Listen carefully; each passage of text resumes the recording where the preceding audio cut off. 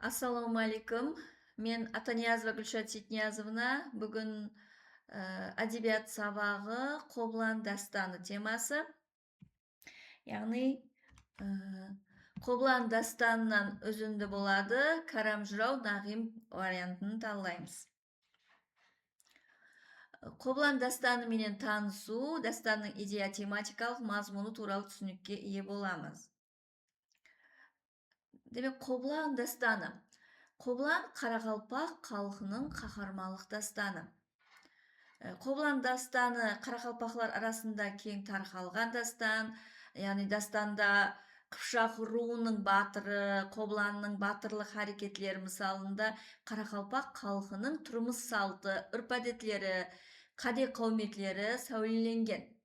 Сондай-ақ дастан мазмұнында Ақшаханның Қобыланға істеген хилелері, Қобыланның өз елін азат ету үшін дәулерменен алысуы, Құртқасылудың ақыл іс-әрекетлері шеберлікпенен қызықлы суретленеді. Дастанның Қарақалпақ жырауларынан жазып алынған 8 варианты бар. Карам жырау варианты толығыменен қос қатарларында жазылған болып, онда лума көлемі 14 000 қатардан барады.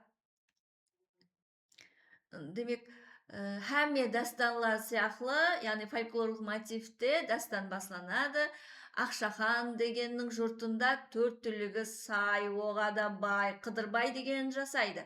Хаялы 6 шашпенен жасы 60-қа келсе де, бір перзентке зар болады.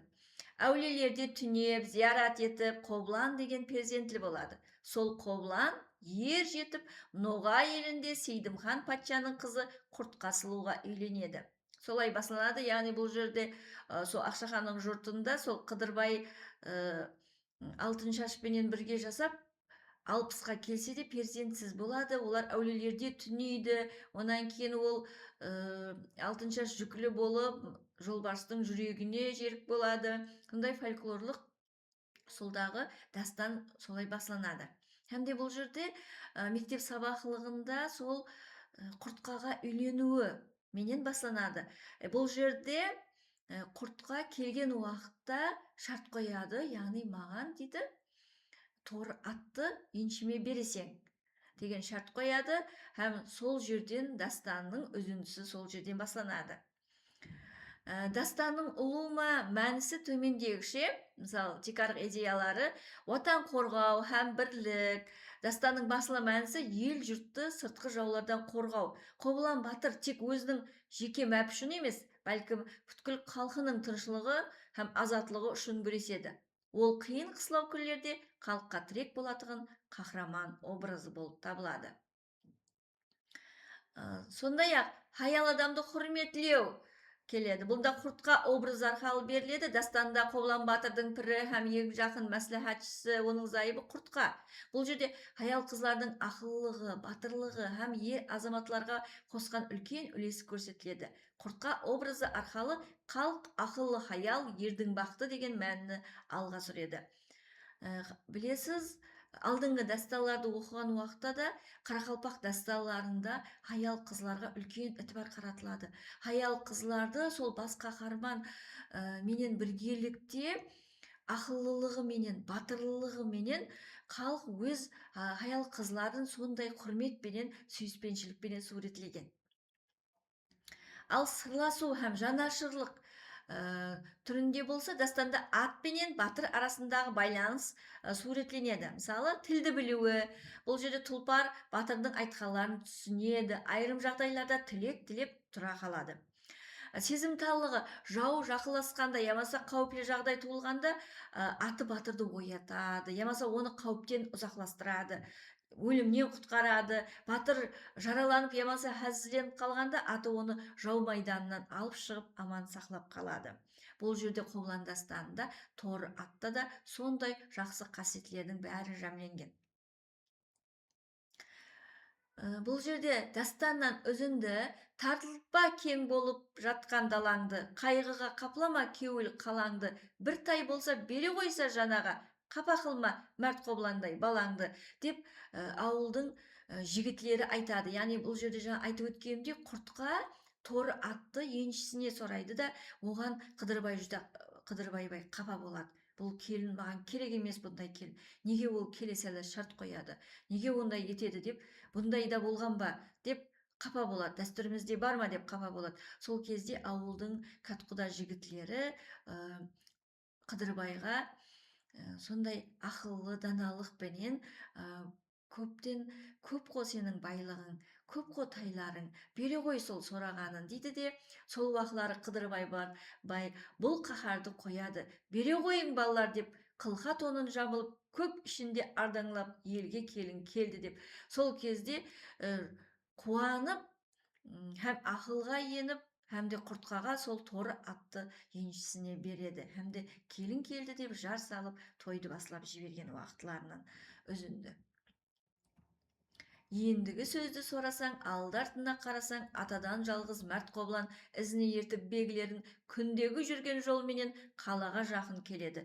Алдына шығып тұрғандай ешбір бенде болмады. Сол қалаға кіруге ешбір ілер болмады. Кіре тұғын тесік жоқ, ұшқан құс ұшып өтпесе 80 кез дюалы. Бұл жерде сол Қобыланды Ақшахан һәм Ақшаханның тариптарлары Қобыланнан сескенеді. Яғни Қобылан батыр туылудан алдын да Ақшахан жүдә қорлайды атанасын, қорлап, ұрып, соғып, пышық салынған қапқа салып анасын қорлайды.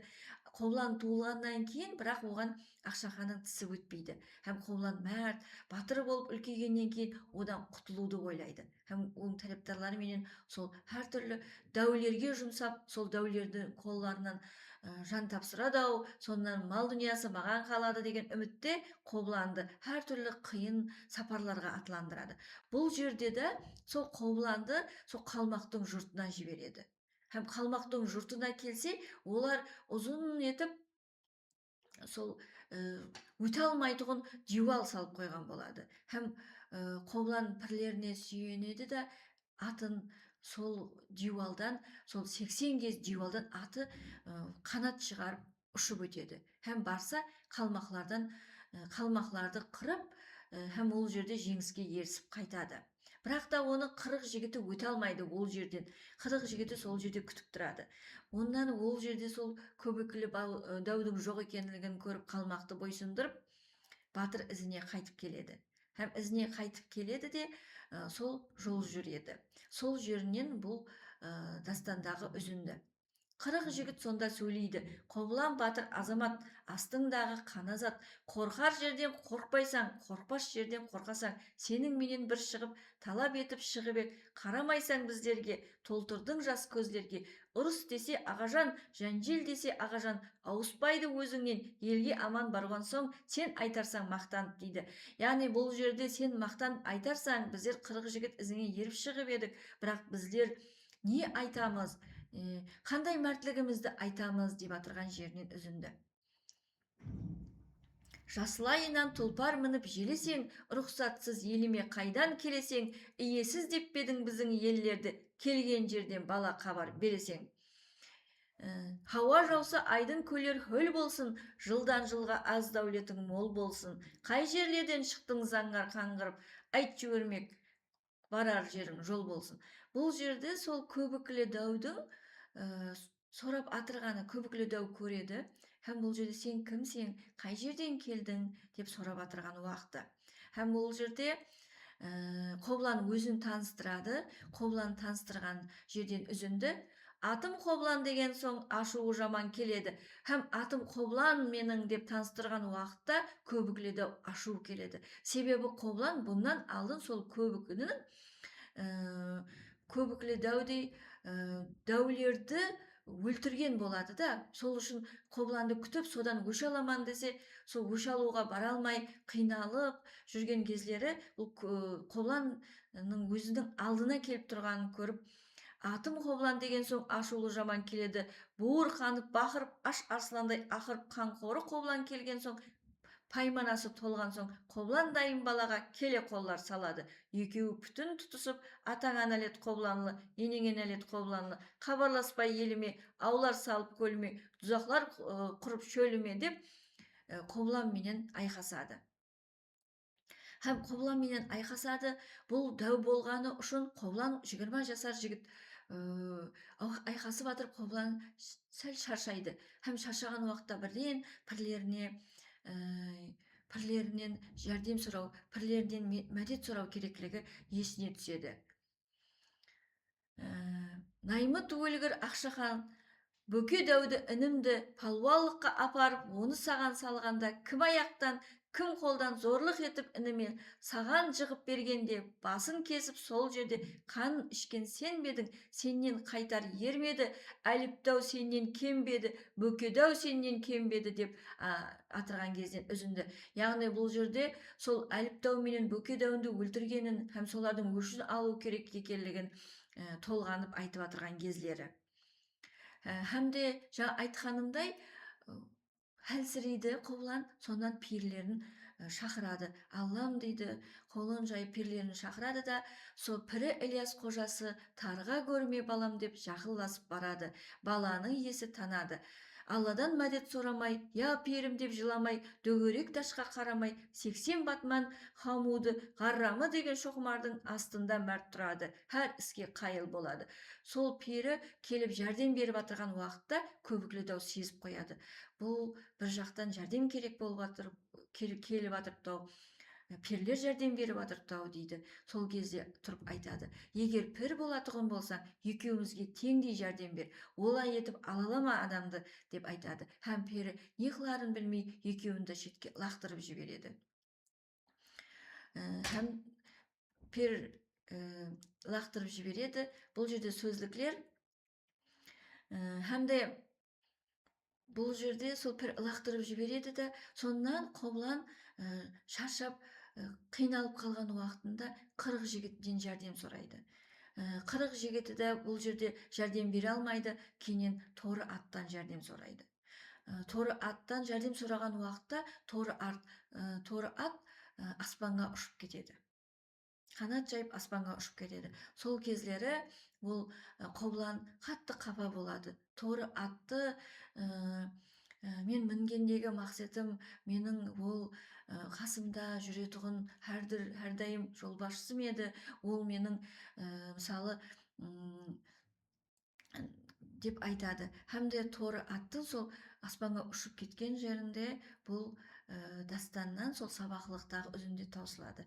Бірақ бұл жерде торы ат құры ұшып кеткен болмайды, жәрдемге келеді, 40 жігітінің де жәрдемі тиеді. Оны сіздер оқымақшы болсаңыз, сол әдебият сабақлығының кейінде QR-кодта берілген, яғни Кобылан дастанын толық оқу арқылы сол Кобылан дастанында Кобыланның қалай жеңіп шығуы, қандай мақсатқа ерісуі, қалай ел жұртын аман сақлауы, азатлыққа ерісу хақында біліп аласыз. Бүгінгі Кобылан дастанынан үзінді темамыз хақында қысқаша мағлұматлар осылардан ібарат еді. Диққатларыңыз үшін рахмет.